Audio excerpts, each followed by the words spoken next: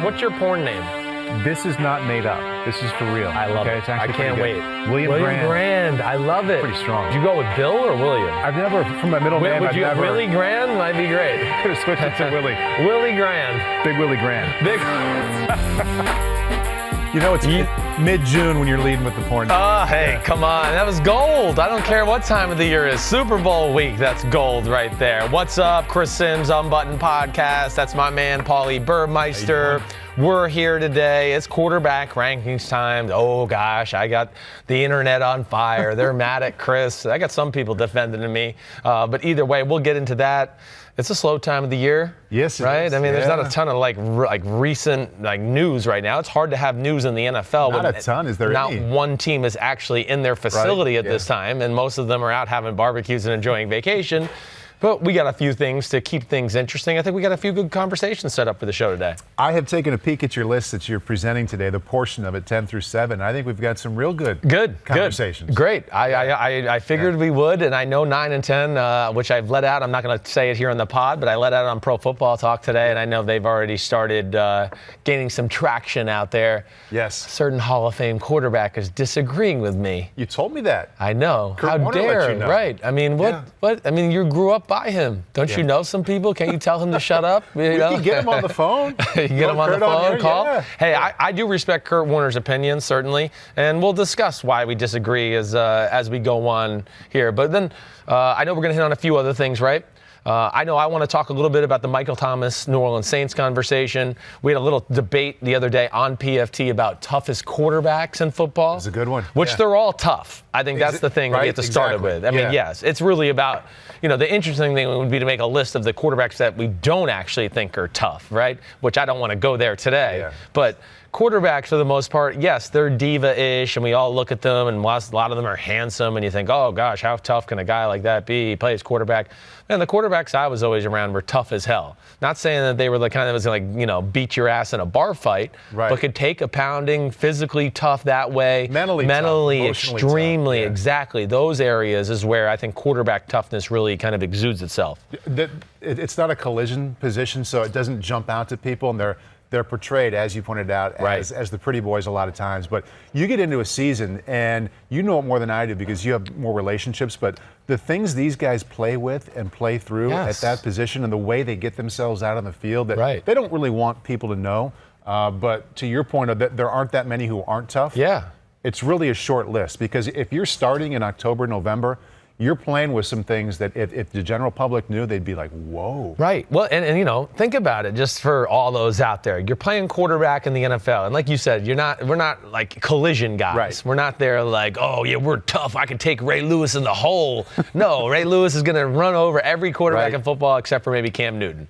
All right. So other than that, but where the toughness comes in and where, I put a lot of respect for certain quarterbacks especially is to be able to stand in a pocket of chaos with some of the most giant human beings who are the most physically gifted, strong, pound for pound, physically explosive for being 290 pounds, and you still can sit there and be, whoa, there's this chaos around me, but I can look down the field and evaluate the coverage and see who's open and have no fear and still throw the ball, even though I know Khalil Mack's about to hit me underneath the ribs. And that's a special kind of toughness to where, I used to have games where I'd look at Cadillac Williams, right? And he'd run through the hole, and it's, he takes on Thomas Davis and breaks a tackle, and then he, takes on Julius Peppers and I'd get after the game and I'd be, hey, remember that play? Man, I can't even believe you broke those tackles. I would have broke my neck 7 times on that one play. Yeah. And, it's interesting how many times I would say things like that through my career, and players would come back and go, man, I could never play quarterback. I could never just sit there and let people tee off on me like you guys do. And I always felt like, oh man, there is some respect out there. Didn't it? It did. You were like, oh, they respect the fact that we do that. They don't really look at us as like this diva pretty boy guy. Because every other position, most plays, or you run through a series of plays, there are times or plenty of moments where any other position can be like, everybody can see my toughness here. Every single person. And there just weren't that many moments for people to recognize teammates that a quarterback had that as well. And anytime somebody gave it to you where they respected what you were doing and that you were a tough guy, it just made you feel awesome. It did. It made me, Gruden used to play to my ego that way. He really did. How so? He called me Big Soldier. Oh, yeah, you just stand in there, big soldier, and you throw that ball. They're not going to hurt you. You're so damn big. You've been lifting those weights. I'm telling you, I think about it at times still to this day, because when I hurt my spleen, that's my mind frame. I was like, I don't care, right? Julius Pepper, they ain't going to hurt me. I'm just going to sit in here and throw it. And, of course, I learned the lesson the hard way, that I should have been a little more wussified in my approach at the position. Anytime you put together a list with quarterback, and we're going to continue your list 10 through 7, there's going to be some people raising eyebrows at that too. But as far as the toughest quarterback, social media likes to have some fun with you. Of course. I've got a list of some good ones. Yeah. Reacting to the toughest quarterback. Steel Curtain Sailor. So just with that name, he's coming at me. They might live in Pittsburgh. Yeah. All right. Sure as hell isn't Brady. Dude had to have like 10 rules created so he didn't get touched and get an owie. Okay. Where'd you have Brady ranked? We didn't do like a ranking. Yeah. We just had a conversation about toughest quarterbacks in football. Show up much? Well, I put him on there. I was one of the first names out of my mouth just because, we're in year 19. He's a pocket passer. Right. Talk about the things we just talked about, keeping your eyes downfield, never caring about who's hitting him. I got a lot of respect for Brady. To what our guy is staying there, Steel Curtain Sailor, only thing I would say to you is it's not Brady's fault they changed the rules. Brady didn't change the rules. The rules were changed because the NFL went on this thing of, we can never lose a quarterback, and the quarterbacks are the stars in the face of the franchise, and the owners made the rules to make sure guys like Manning and Brady were always there and playing and relevant because it's good for the numbers of TV and sells jerseys and all those things. You like it? But, I mean, Tom Brady, do I like the rules? Like those rules. No, I think they've wussified the position a little bit. Yeah. I do. I understand what they're thinking and all that, but, yes, there's a number of calls on every quarterback every year where, we see games get decided where this guy gets hit like this hard, like just a little chop over the barely the neck, and all of a sudden they go, nope, we're going to throw the flag. That was illegal. Yeah. A little like we saw with Brady and Mahomes in the AFC Championship game. Yeah. Mahomes got the one hit. They didn't call it. Brady got the same exact hit like a few drives later. They called it, and I just want to go, no, come on, that shouldn't even be called regardless. It's like a grazing blow. It's just like incidental contact. But so I don't necessarily love it. But Brady, you can't deny Brady's toughness. At least to me. Yeah. Is he getting a little flinchier at this point of his career in year 18, 19? Yeah, okay. But damn, he's still all-time tough to me. Another older guy, Chris Danzy, writes in and says, Iron Man Eli Manning hasn't missed a game except for getting benched. Well, there's something to say that. I'm not going to put Eli Manning in the toughest QB. So you look at Eli Manning and then let's compare him to Phillip Rivers. Okay, they both have this Iron Man streak to go together, and I would just go, no, I put Phillip Rivers, his streak, in much higher regard than Eli Manning. And again, Eli Manning is tough. This is not about being tough, but Eli Manning, I think, especially the last few years, is very conscious of what's around him in the pocket and very quick to go down. Rivers is a little more oblivious to it. Rivers is just, to me, his Iron Man streak is like Brett Favre. He lives on the edge and still stays healthy. That's where I just give him the ultimate respect and think he is one of the toughest quarterbacks I've ever seen. Got to get in one for the young guy. Deshaun Watson played a whole game of football, a torn ACL, played a game with cracked ribs and a collapsed lung after a 13-hour bus ride. That from Argent Texans. We brought his name up. He didn't make it onto the social media thing, but yes, he is one of those guys I would look at. I'll rattle off some of the guys that I just think are like, hey, we mentioned Brady, and again, all of them are tough. Brady, Rivers, Andrew Luck I look at as being as tough as hell. Just a guy that's able to take a beating. When I go through the AFC, I think those are the guys that jump out to me more than others.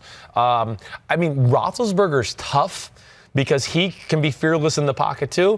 The only thing, like Roethlisberger, if he does get a little banged up, he's going to let everybody in the world know about it. Like, I got it banged up, my ankle's in a boot. You see, I'm limping. I'm part of the playing. code. Right. You're not supposed to. You're not supposed to say that, right? Yeah. So I take a ranking spot away from him there. All right, NFC. Again, all are tough. Certainly Brees is tough. I look at Dak Prescott as being one of the top guys at the list. Prescott. He plays, he's like a quarterback or a linebacker playing quarterback sometimes with some of the blows he delivers. Matt Ryan certainly has some good stuff. And then Cam Newton, I'm going to throw Cam Newton in that conversation too, because I think Cam Newton's is about as tough as it's come. But you're just teasing the fact that Matt Ryan and Cam Newton just might show up somewhere. Maybe. On the list we'll see. I don't know. The deep tease. That's your talent there. Before we get into that list, you said you wanted to talk Michael Thomas a little bit? Yeah, I just think it's we've heard of some mixed reports about Michael Thomas, right? About, Saints, it seemed like they were comfortable making him the highest paid wide receiver. We heard those reports last week. Now this week, we're kind of hearing they're far apart on the deal. I'm very interested to see where this goes with the Michael Thomas conversation. Obviously, he's a hell of a player. I know that. I don't think he's necessarily in the elite class of Antonio Brown, Odell Beckham Jr., Mike Evans, DeAndre Hopkins. I don't think he's in that class of guys right there. I think he's the next notch down. I'm just going to be interested to see, again, are they going to pay him that kind of market money? Don't they kind of have to? I would think so. I mean, hey, the current status of the NFL is whoever's good at a position, the new guy re-ups it. I mean, Derek Carr was the highest paid player in football at one point. Right. Doesn't mean he was the best quarterback in football. He had the timing going for him. Right. Which Michael Thomas might as well, because as I look at it, he's young. Right. So no question. They're not going to argue, well, his best football is behind him. So he has that going for him. It's a team that leads with the pass. Yeah. I would say Kamara is more of a difference maker in the passing game than him. But as for the wideouts and tight ends, that's the number one guy on a team that is going to beat you or lose. Oh, gosh, that was awesome. That was awesome. That was our camera guy tripping and falling and knocking things all over the place, if anybody heard that. He was tangled up with He was really tangled up. He didn't go down. A lesser athlete would have gone down. It wasn't just a little he kick. Stayed up. Yes. Yeah. Thank you for not ruining the set. Way to go. Too bad we don't have video of it going back the other way. But finish your thought there. Okay, so Michael Thomas has youth going for him. It's a team that leads with the pass. And once you get past Kamara, however you want to say it, to me, he's the number one threat. Yes. But as for wideouts and tight ends for Drew Brees, he is the guy. He is. So they're probably going to have to pay him a bunch. I would think so. It makes too much sense you definitely want to pay him. Where they pay him on that scale, that's where I'm interested to see. But, two reasons you sign him. You just mentioned it. He's young. He's in the prime of his career. He's got so many years ahead of him. You want Drew Brees' era to end strongly. You pay a Michael Thomas and don't flirt with the fact that he could be gone and not there after next year, right? So that's one. And two, with knowing that the Drew Brees era is coming towards the end, I would want a Michael Thomas definitely a part of my roster for whatever that new quarterback is going to be. You got the support system to go, hey, come here. We got some weapons and people to help you out. The thing that I'll find interesting with, again, people think I'm a hater on Michael Thomas because I don't put him in the class of some of the guys I mentioned before, right? What's he missing? Well, to me, he's missing that just pure explosive ability to where Michael Thomas is not the kind of guy you just line him up outside and go, he'll just run by people all day. He needs a little help within the system. Now, he does things over the middle and with the physicality that some of the other guys don't do. But I don't know if that necessarily lends you to being the top paid receiver in football. So I guess what I'm saying here more is I'm going to be very interested to see what the offer is the Saints are going to make it, because that is going to be a little telling to me to what they value him as.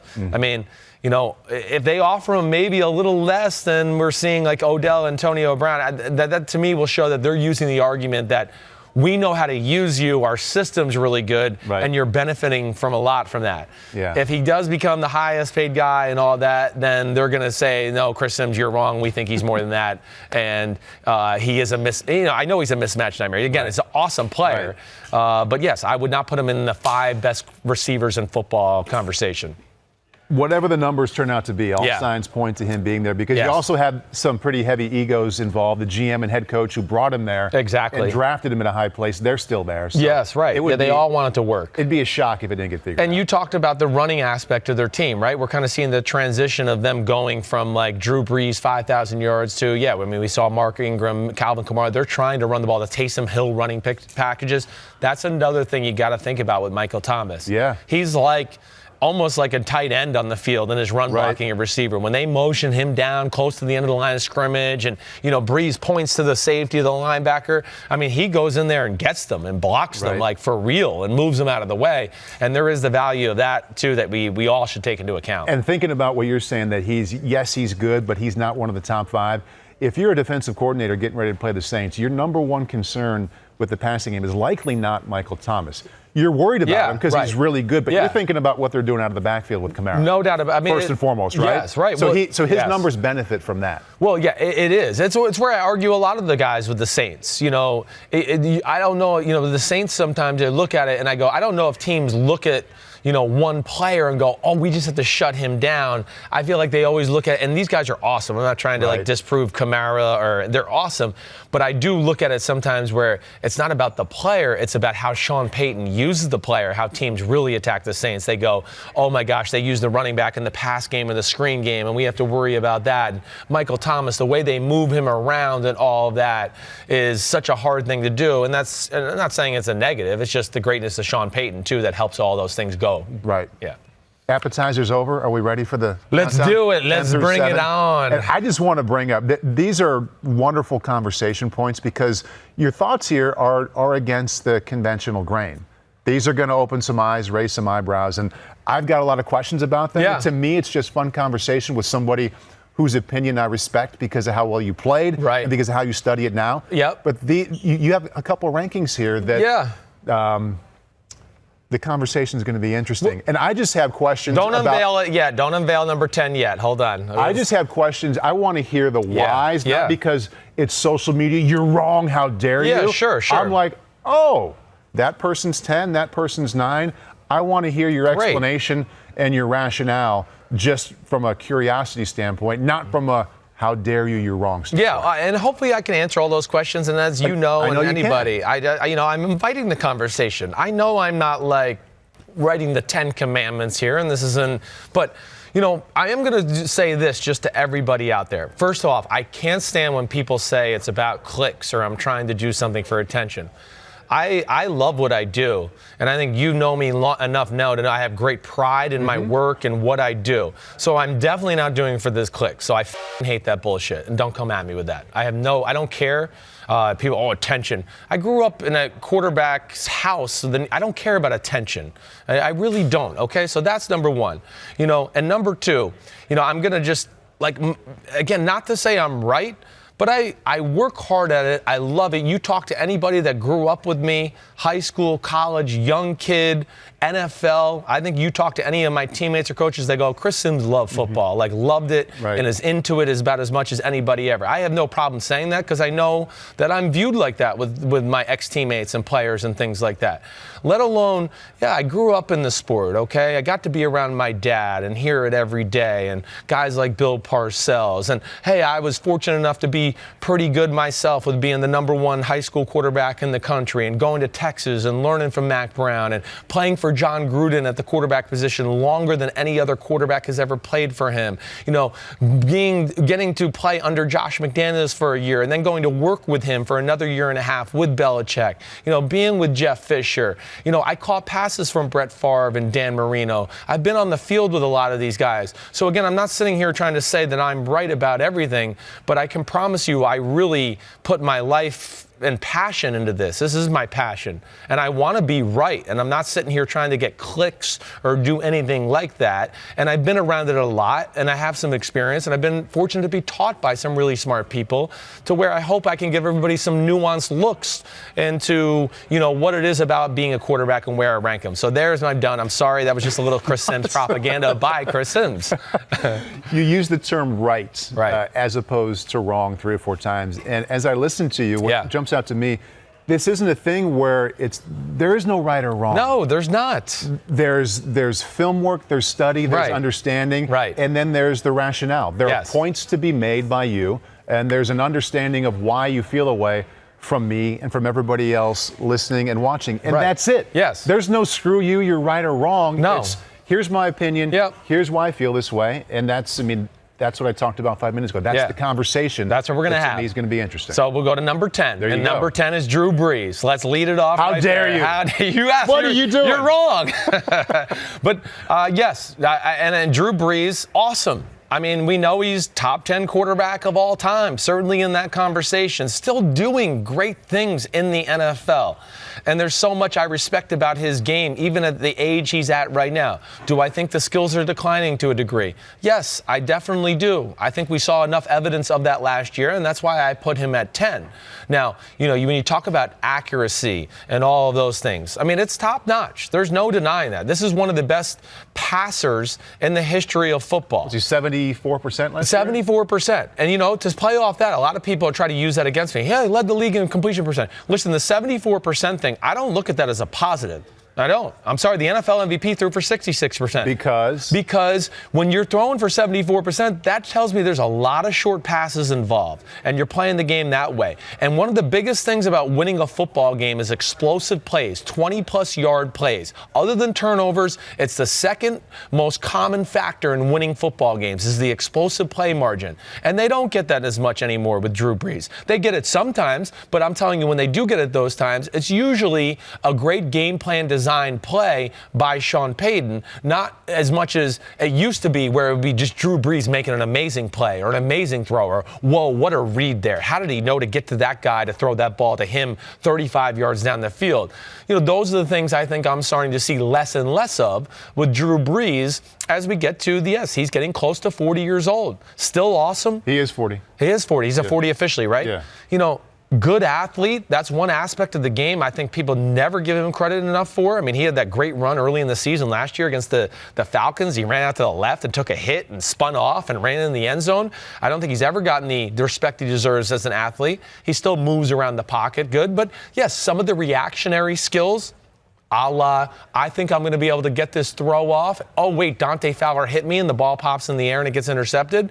You know, I think his mind is still at a very high level. I don't know if his body's following it that way, along with the inability, like I said, to back defenses off a little bit. And if anybody remember, when the Saints wanted to throw the ball deep down the field at the end of the year, Taysom Hill came in the game to do it. That's some of the biggest throws and attempts they had down the field last few weeks of the season and into the playoffs. They let Taysom Hill do it. And a great example would be like, what was that, the first or second play of the Eagles game in the playoff game? Deep post, Teddy Ginn, gone for a touchdown. Grossly underthrown, intercepted, momentum Eagles. And all of a sudden they're up 14-0. And we're going, oh, gosh, what's going on? So to me, it's just a little too much of that. He's still awesome, but that's why I have him at 10. I hope that can explain it to a degree. I think a number of people could look at it and say, but he's still doing things consistently, tangibly. And I love your explanation of the 74% completion, because anybody who just wanted a surface level defense of Drew Brees could look at that and say 74%. Right. But if you're saying it's more conservative than it should be, and that's why that number is inflated, that makes sense to me. But his numbers still are somewhere between super efficient and gaudy. Yes. Probably 90% of the games he plays in. They still score a lot of points. Right. They still move the ball. They still win and are a threat to be one of the best teams in the NFC. No doubt. So someone could say, yeah, he's a little less physically than he was 5, 6, 7 years ago, but he's still finding a way to be extremely efficient and lead his team to a hell of a lot of wins. What's your defense to that? Well, I don't disagree with that, but see, that to me, and I don't disagree with anything you said. I agree with you. Mm-hmm. But, you know, I also would go, hey, they're the 6th rushing team in football. You know, they find ways better than anybody to manipulate the game, sometimes throwing screen passes, doing things like that. And what I would say to a lot of people out there was just go, you know, if you revisited the Saints' schedule, and of course they were awesome last year, but when you get towards the last 5, 6 games of the year. There were some games, starting with the Dallas game. No doubt. Where it didn't look like the Saints' offense. No. It didn't look like Drew Brees.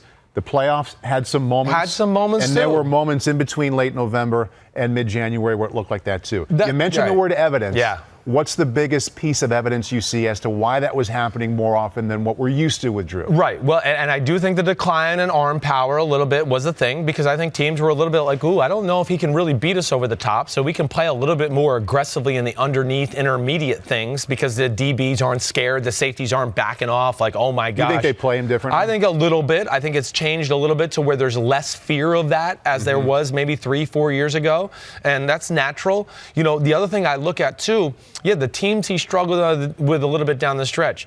You know, teams like the Cowboys, the Bucks, the Panthers, all of them, you know, they had a little understanding of the system, right? NFC South teams. The Cowboys have a lot of coaches on that defensive staff who were in Tampa with me and went against Sean Payton for years.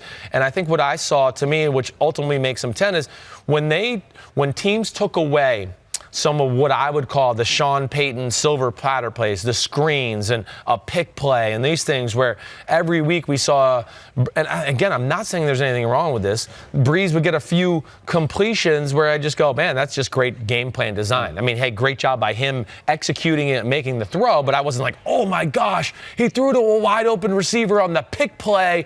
What a play by Drew Brees.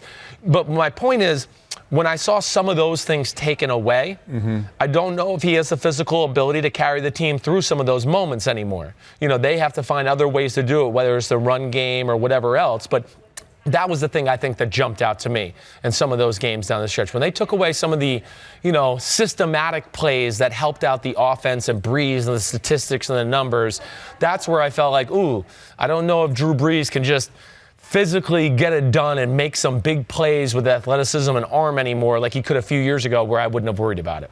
Okay, exhale, because 10 was really just a warm-up for what's coming at 9. We were just getting you some swings in the batter's box. Holy shit. Get your defense up a little bit. I'm dead serious. I'm stressed today. I'm stressed. I read some of the Twitter stuff. I hate Twitter. I was trying to have a conversation with Chris for the 20 minutes leading up to the podcast like we often do, and you were so furiously, I don't know if you were texting I was just reading, or I don't know why I even looked. I looked because Kurt Warner got involved in the conversation. That's what got me involved in the conversation. Were you going back and forth with him? No, I sent a tweet out to him because he doesn't agree with my 9 or 10, and let's just get to it. Number 9, and then we'll bring up Kurt Warner in the conversation after. Number 9, okay, of the Simms 40 quarterback countdown is, yes, the GOAT. Okay, it's Tom Brady. What is wrong with you? I know, right? There's a lot wrong with me. I know that. That has been justified, clarified, whatever you want to say. We know that, duly noted. Tom Brady, again, I just want to get everybody to know, I'm prefacing this because I have such great respect for these players. I love Tom Brady.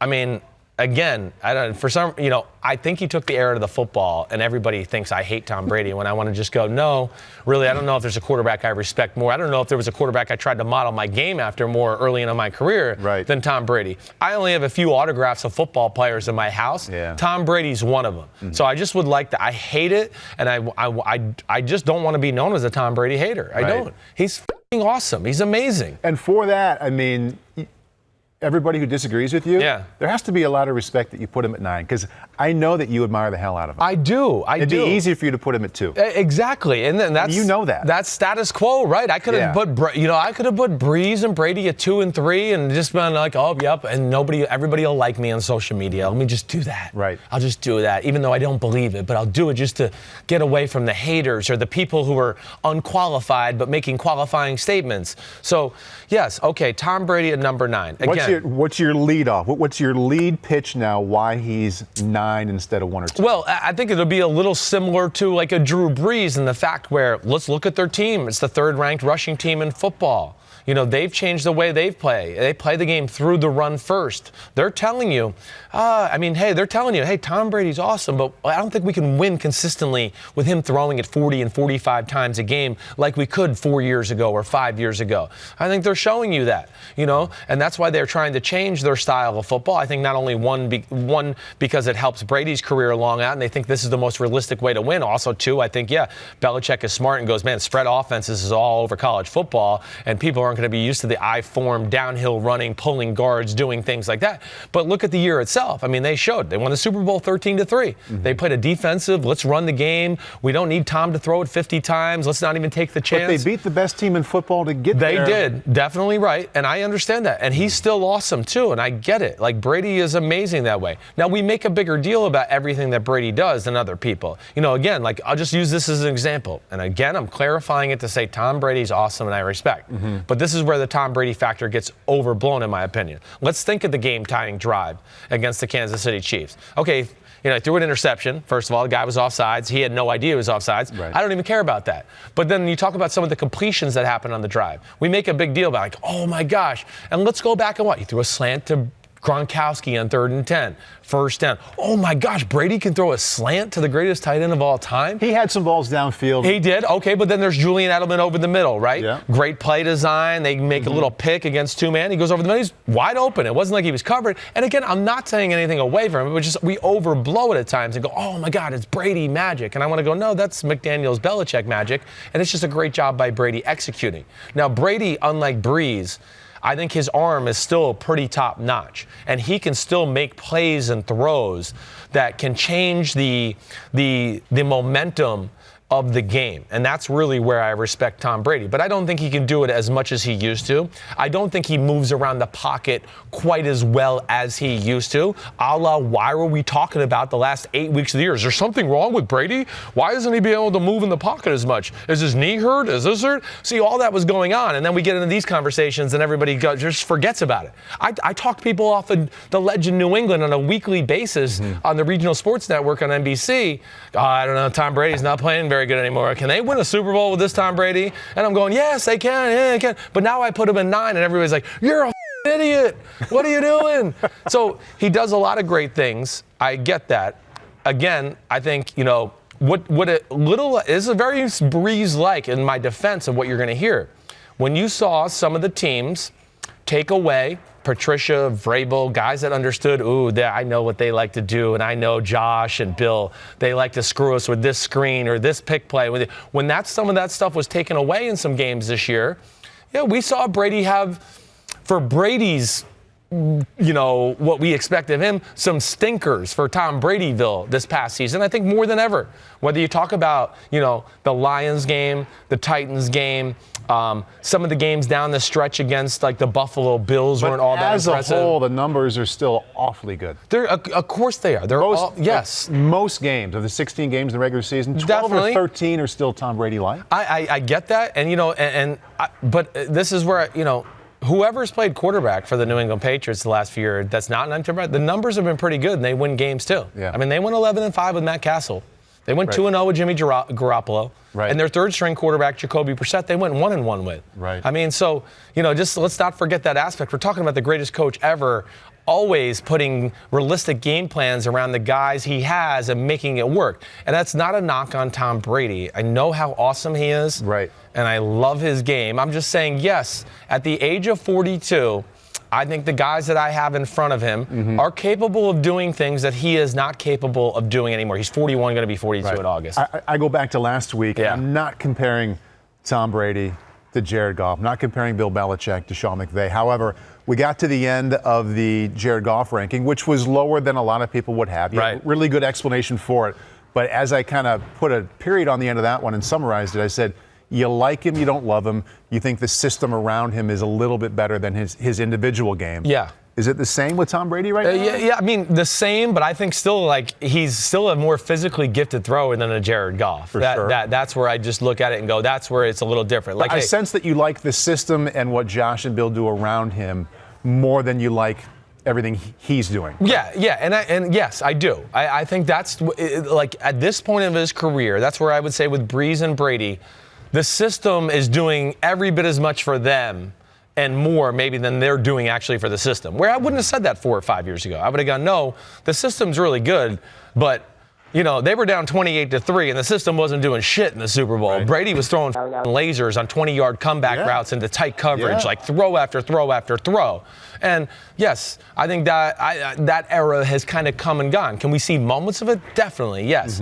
But I think that's why the moments you saw, with the Titans game or the Steelers game and some of those, or just even some periods during the game where they went 3 and out, where we just didn't see that always, I think kind of speaks to that too. One little crack in the armor I saw with Tom Brady too, more than ever this year, a little flinchier. And we're talking like we just talked about, one of the toughest quarterbacks ever. Right. He's allowed to be flinchy at 41. I'm just saying, but that's something that I definitely saw a little bit more this year than maybe ever before. Yeah. Just, I think a guy's around me. And I'm going, well, nobody's there. Just hang in there and throw it. And there was a few instances of that going on during the year, too, that, makes me put him at 9, too. One of these years, but before we move on from 9 to 8, one of these years, the decline is going to begin. And it's amazing that it hasn't happened the way yet. everybody else is. I'm talking about the combination of Tom's individual skills, what Bill and Josh are doing, and the wins are going to come down. It's got to happen sometime. Is your ranking Tom Brady at 9 an indication that you feel that maybe the decline is going to start this year? I think we saw little information of that happening last year. I do. And but not a lot because they won it all. No, not a lot because they won it all. And I think they're probably going to win it all again this year. But they'll find the things that they go into camp and early in the season, they go, Tom's not as good at this anymore. They'll find ways to eliminate them out of their offense. You just answered the question the best possible way you could. I said, do you think the decline is going to start now? Yeah. You said they're probably going to win it this year. Yeah. So even though you have him at 9. Yeah, no, everybody's just still looking at it and go, he's the quarterback and they won the Super Bowl and he's number 1. And, the way everybody talks then, I mean, Brees and Brady, they should never look to move on. Apparently, they're going to be number 1 and number 2 forever. Yeah. And it doesn't matter. And I just like to remind everybody, these teams are giving you context clues to tell you that they are not number 1 and number 2. I mentioned how they're orchestrating the games and they become both run-first football teams. The Kansas City Chiefs are not doing that, right? Because they go, well, we got Patrick Mahomes. We're going to throw the ball first, okay? Right. So there's that. I mean, New England didn't draft Jimmy Garoppolo and Ryan Mallett because they were like, gosh, we got the best quarterback in football for the next 10 years. We're going to draft them just so we have some cool people on the sideline. And the guy you really like this year, Jarrett Stidham. Exactly. Yeah. So there's obviously there. And I'd like to remind everybody that Sean Payton has admitted, and we've heard it a number of times, they were taking Patrick Mahomes with pick number 11 2 years ago in the draft. And Kansas City went up in front of them because they knew the Saints were going to take Patrick Mahomes, and they traded up in front of the Saints specifically because they knew that Sean Payton and the Saints had Patrick Mahomes as the number 1 rated quarterback on there. So if they thought Brees was the number 1 or number 2 quarterback in football, do you really think they would have been taking Patrick Mahomes at number 11? No. And that is where I will drop the mic and move on to Kurt Warner, who does not agree with my 9 and 10. Do you have him rated 8th? So here's the tweet. I've heard about it. I haven't seen it yet. Yeah, there you go. Okay, so go ahead and read it. Are you kidding me? Are you kidding me? Question mark, question mark, question mark. 3 question marks. Yes, he did. And, first of all, he went at Pro Football Talk and at PFT Live, Kurt, and I sent a tweet to him. Just here before we started the show. What'd you say? I just said, hey, Kurt Warner, I respect your opinion greatly and all that, but this is my list, and I work really hard on it, and it's not anything to do with clicks or attention. Like, I don't like that. Right. Because then later on he decided to tweet something like, oh, anything that gets clicks. So I just would like to state it to Kurt Warner and anybody else that's there, this is my list, has nothing to do with Mike Florio, Pro Football Talk, and that's where I'm just saying. So Kurt then said, okay, so base it off last year alone, since last thing we have to go on.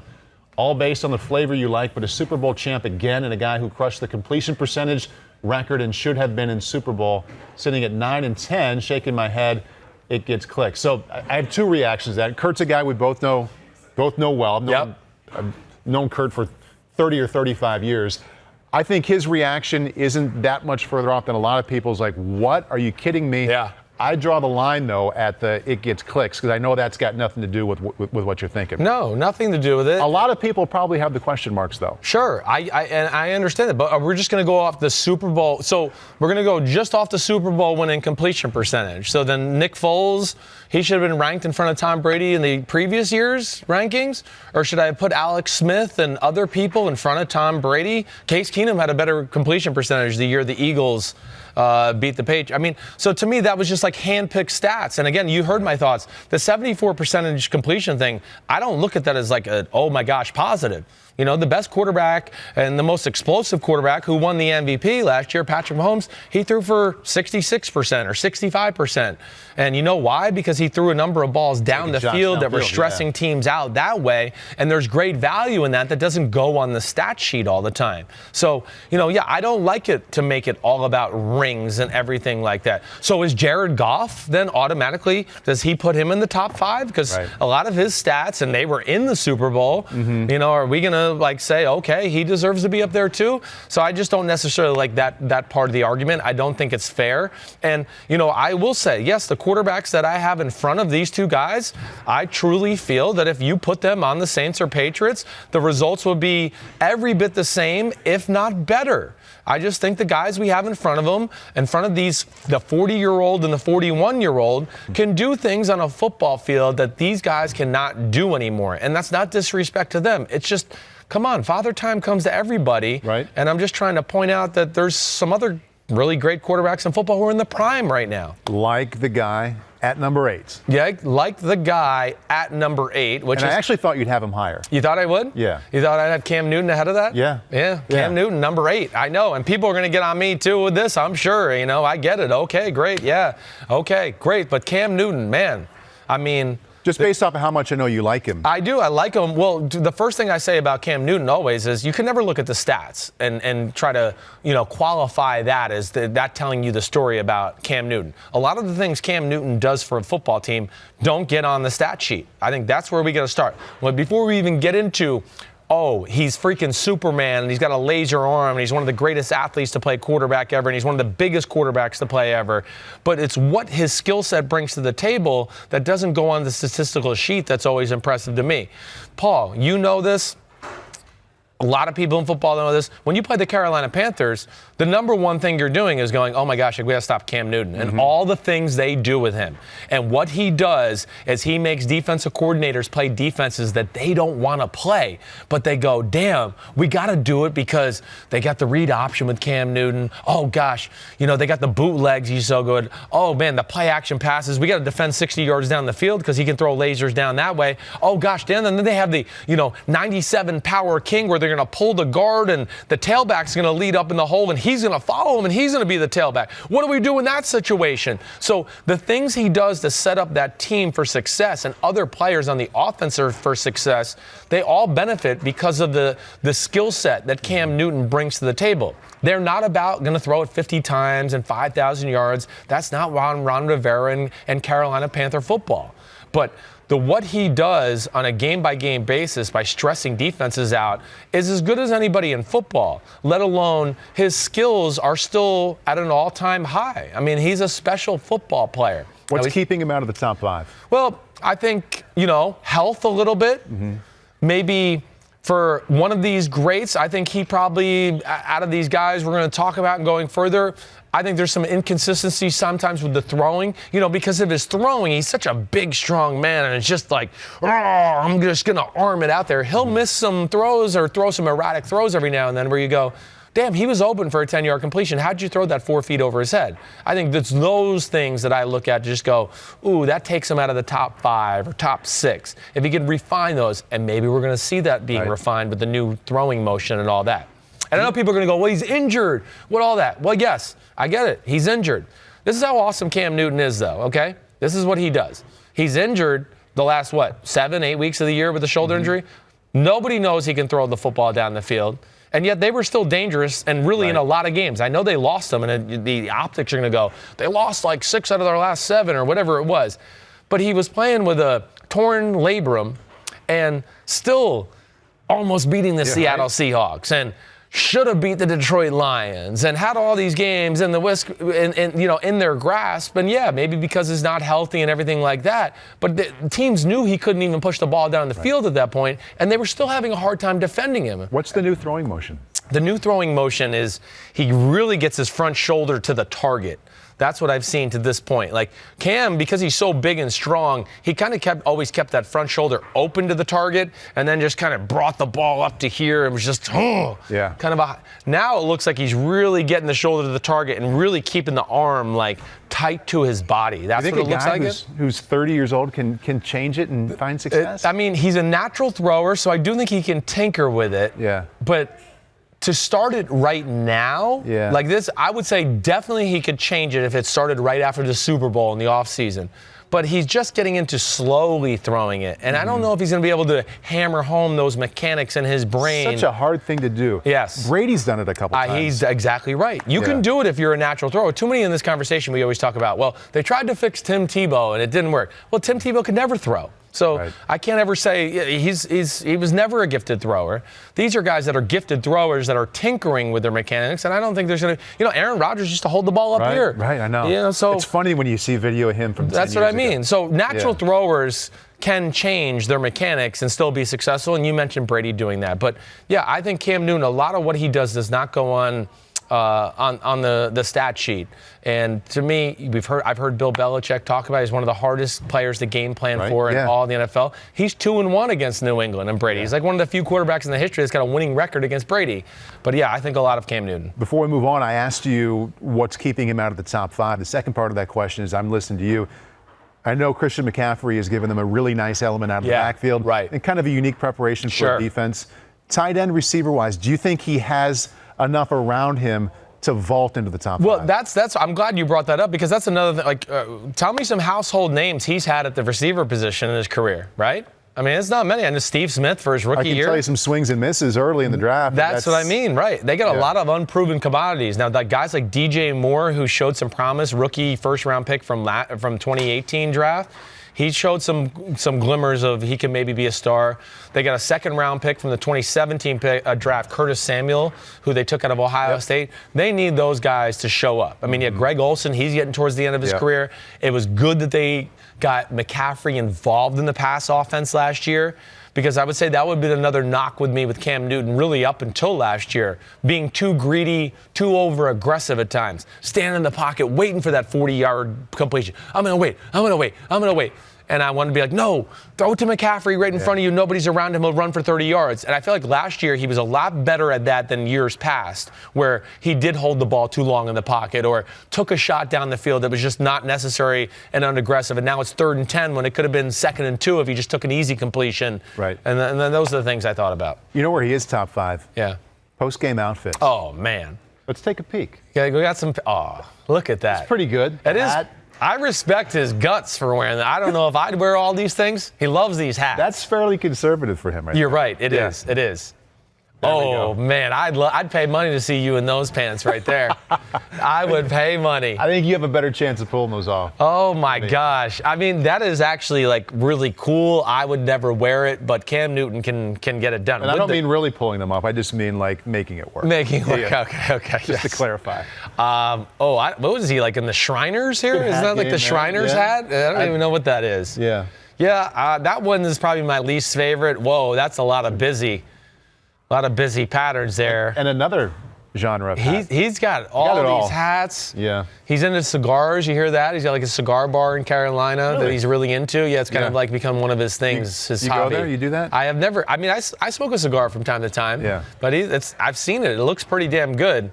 Oh, the checkered. Yeah, some of this. Now that. There's no end to this. I thought we had like 3 slides.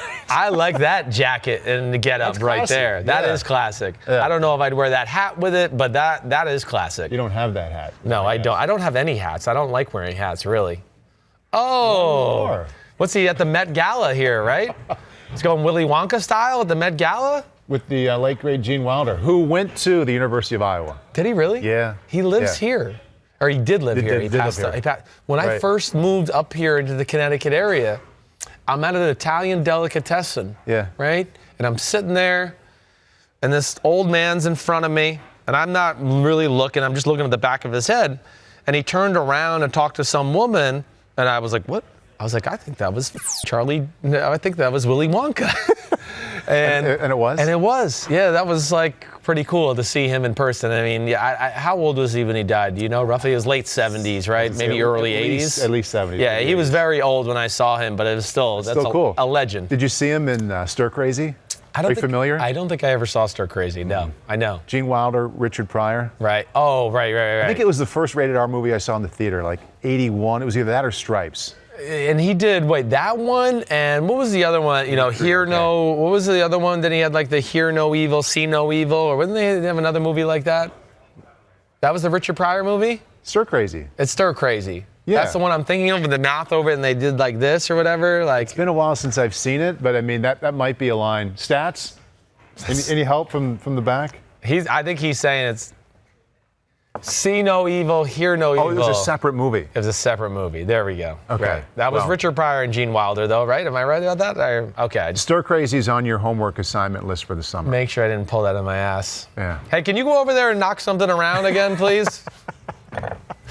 That was an all-timer. Yeah, that was. Okay. All right, but good with 8? You got more lists. You good? You got anything else you want to question me on with number 8? No.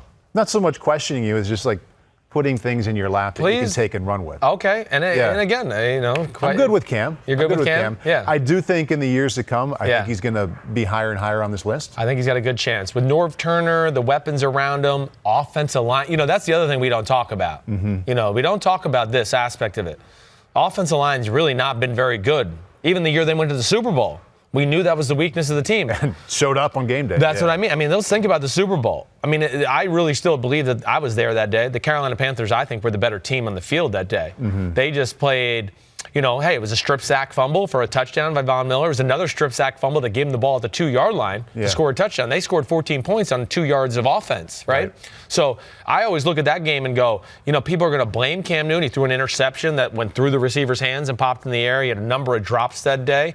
But I will forever blame that game on the Carolina coaches. The Carolina coaches, the game plan was wrong that day. If they went into that game saying, we're willing to win this 13-10 or 16-13, they would have been Super Bowl champions. But instead, their egos got the best of them. They said, we're going to just do what we do all year. We don't care. It's the Denver defense. Oh, yeah? You're going to sit there and let Cam Newton sit there for 7 seconds? Well, then Von Miller's going to sack strip fumble, and you're going to lose the game. And that's what happened. It's not like Denver was going to score a lot of points. No, that's what I mean. They did not have the right approach. See, that's where New England's amazing. New England realized the same thing with the Rams in the Super Bowl this year. So we got their offense. We don't need to take chances on our offensive side of the ball. We're willing to win this game 16-10 because they just want to win. It didn't matter how it looks. We're not going to care about how it looks 30 years from now. We're just going to go, damn, they got a 6th ring and it's big and it's beautiful and it's got lots of diamonds. True, right? And the other thing I just wanted before we moved on to Cam Newton. One of the top rushing offenses in football. And we just talked about the O-line's not very good. He's the reason it's so good. It's the stress he puts on teams in the run game that makes it really hard to defend. So, again, that doesn't go on his statistical sheet, but he's a big part of why it's all working. Yeah, take the over, take the arrow pointing up with Cam Newton. He's going to be higher next year. Yeah, I think so. We do this. Let's stay in the NFC South for number 7. What do you say? I'm going to go Matty Ice, Matt Ryan, baby. Yep. Matt Ryan, number 7, okay? And this is a tough one. When I first kind of wrote the list down, I was like, man, I can't put Matt Ryan in front of Brees and Brady and Cam Newton. I can't do that. It's like a fan. You just, in your head, I was thinking about it. Why did you?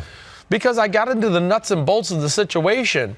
And I think the past 2 seasons have been Matt Ryan's best years of his career. And I know 3 years ago was the year he won the MVP. And I think he's been better the last 2 years than the year he won the MVP. And hear me out to hear my logic. And you can call me stupid after. 2016 wins the MVP. Great year. Not taking anything away from him. But that offense was special. Not only the talent around him, but the scheme and what Shanahan set up for him. Again, anybody that knows me and listens to me, Matt Ryan throwing the ball down the middle of the field, 30 yards down the middle of the field with Julio Jones catching a ball with nobody in the screen. I know it looked great on the stats and it was awesome on highlights, but I wasn't going, oh my gosh, man, nobody in football could have done that. Throwing to Julio Jones wide open, 30 yards. So yes, it was an MVP year, not trying to take anything away, but I think a lot was served up on a platter for him, as I would say. The last 2 years, he ain't had shit on the platter. Yeah. It's been, Matt, you need to make plays and get it done. And specifically last year, first of all, there was no cutting-edge offensive system in Atlanta with Steve Sarkisian. It was solid, but it was nothing great, and there's a reason he got fired and he's not there anymore. Offensive line is horrible. Yeah. Horrible. Big-time struggle. One of the worst in football last year. Devontae Freeman hurt. Tevin Coleman kind of in and out a few times. Okay, defense ravaged. I mean, the Atlanta basically was in the realm last year of, Matt, you need to throw for 380 and 3 touchdowns and score 35 or we can't win the game. I'm drooling on myself. Sorry. You don't really want your quarterback to throw for 380 every game. No. Kind of like your point guard every now and then if he scores 37. Oh, that's cool. Right. You'd rather have him hit for 18. Yeah, and to have 15 assists. Exactly right. Yeah. Right. Yeah, it's not always a good thing. And it's not always conducive to winning. But I know that Matt Ryan has done everything in his power, especially last year. And I thought going into 2017 too, which I had taken into account that year too a little bit. But yes, the plays he's made that aren't there systematically, to me, has gone through the roof the last few years. Just guys being tightly covered, I'm going to throw the perfect ball. Ooh, my pass protection isn't great. It's not that he's getting out and running, and it might not even look cool or pretty, but he makes these movements and gets out of trouble and makes these throws down the middle of the field or finds somebody as he's about to go down consistently all the time to where I go, that's damn good quarterback play. And this is a guy, too, if you enjoy it, doesn't matter if you like the Falcons or hate the Falcons, if you enjoy watching a quarterback who's got a lot of talent and likes to take risks, he pushes the ball in the intermediate range and tries to make tight throws. as much as anybody in the league. That's where he's jumped. It's a fun watch. I agreed. It's like it is. It's a must tune in. You're going to see some exciting things from Atlanta when he's playing, and I agree with you. And I think that's why I got him at number 7.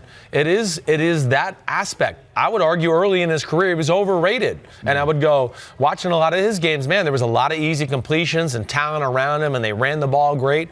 But the last few years, because the team has faltered a little bit and they've lost some coaches and they've had injuries, he's had to make the plays you're referring to. Yeah. And really, for the most part, he's really come through. Now, the defense has let them down sometimes, and there's a few games where you go, it looks like they laid an egg on the offensive side of the ball, right?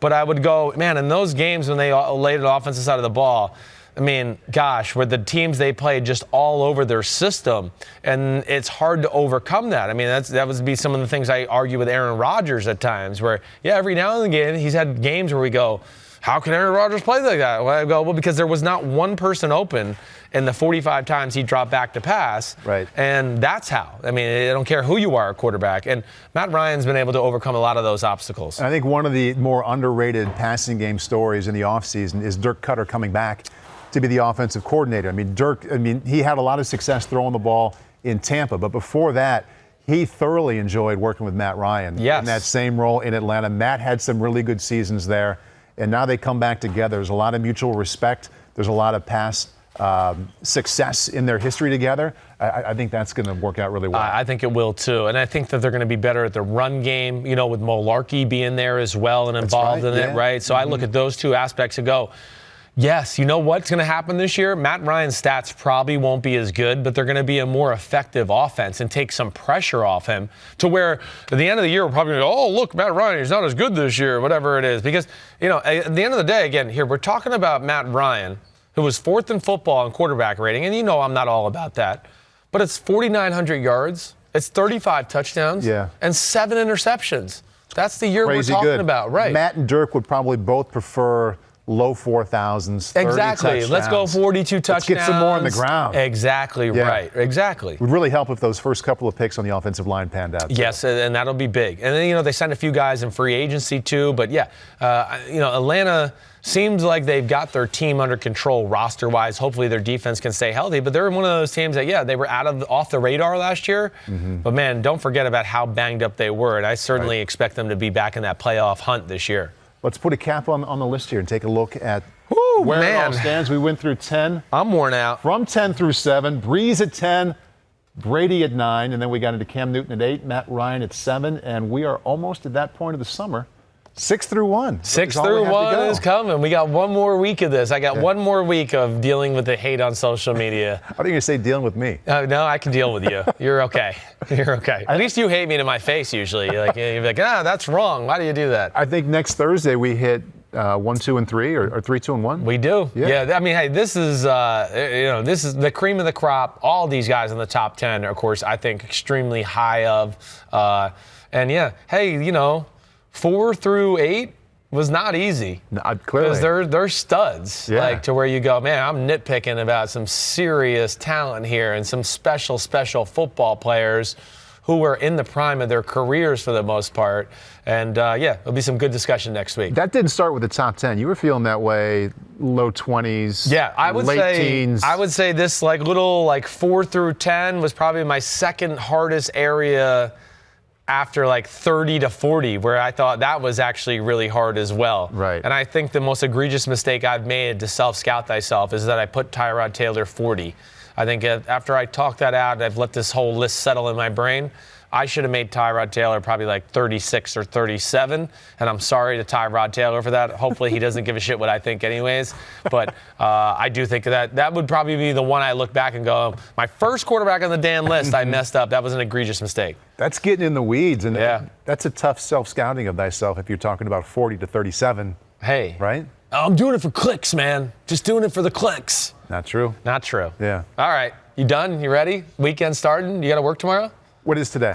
Thursday. Yes. We've got lacrosse this weekend again. You got lacrosse? Where are you going to? Baltimore. Nice little train ride on Sunday. Saturday, I get to go watch my sons play, so that'll be nice. Cool. Sunday, watching one lacrosse game down at Hopkins. Okay.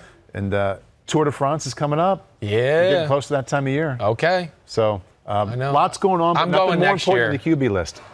to the tour, are you? Yeah, I'm going to go to Paris. I've never been, so I'm going. And if I have to use the tour and some NBC hookups to make it happen, I'm going to do it. Yes. We can put you on the show. Okay, great. We're up there for 15 hours a day. I mean, come on. Oh, geez. Sneak into Simms sighting. Oh, gosh. Don't ruin my vacation, all right? Put you on a bike. I got other things I want to do in Paris, France than hang out with you guys and talk cycling, okay? Understandable. Okay, all right. All right, peace out, everybody. Hope you enjoyed it. Please comment. You know where to get me. Instagram, Twitter. If you want to watch this, youtube.com/NBC Sports. Hope everybody's enjoying the rankings. Everybody be safe this weekend. Have fun. And like I said, let's continue to have a discussion about these quarterbacks and where everybody sees them. All right, say bye. Which means keep tweeting him all the negativity. Keep tweeting me all the negativity. I love it. Thank you very much. All right, everybody. Peace out. Have a good weekend.